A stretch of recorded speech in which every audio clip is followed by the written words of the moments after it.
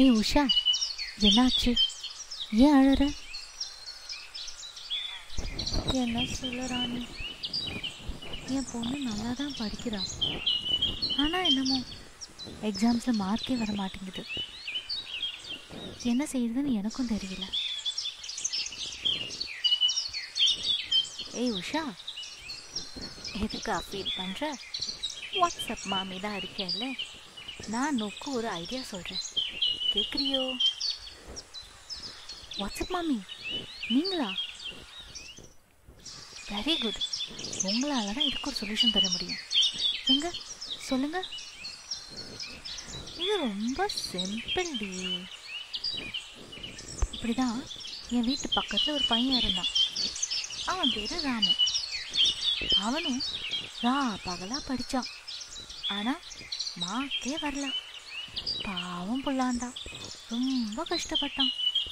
அப்போது அவனோட டீச்சர் அவனுக்கு ஒரு ஐடியா கொடுத்தாங்க. நீ படிக்கிற விதம் நீ மாற்றணும் அப்படின்னு சொன்னாங்க. அவனுக்கு புரியவே இல்லை. எப்படி மாற்றணும் அப்படின்னு கேட்டிருக்கான்.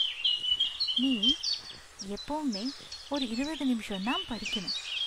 20 நிமிஷம் கழித்து ஒரு 5 நிமிஷமோ 10 நிமிஷமோ பிரேக் எடுக்கணும். அதுக்கப்புறம் திரும்ப 20 நிமிஷம் படிக்கணும். இப்படி நீ படிச்சுட்டு வந்தீங்கன்னா ஒரு நாளைக்கு நீ 3 மணி நேரம் படிப்ப. அந்த 3 மணி நேரமும் உனக்கு அது மெமரி பவர் இன்க்ரீஸ் பண்ணும். நீ படித்ததை நல்லா உனக்கு புரிய வைக்கும்.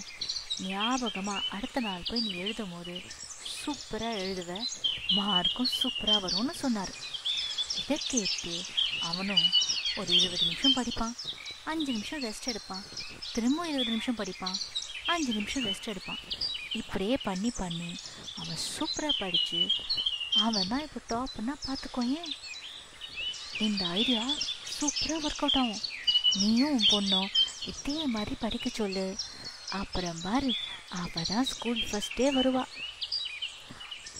அப்படியா மாமி? வாட்ஸ்அப் மாமி தான். இந்த ஐடியாவை எனக்கு ரொம்ப பிடிச்சிருக்கு. இதே மாதிரி என் பொண்ணை படிக்க வச்சு அவளையும் டாப்பர் ஆக்கிறேன் பாருங்க. அப்புறம் என்னோடி, நீங்களும் இதே மாதிரி ட்ரை பண்ணுங்க. வாட்ஸ்அப் மாமி இன்னொரு ஐடியாவோட வரேன். வரட்டா?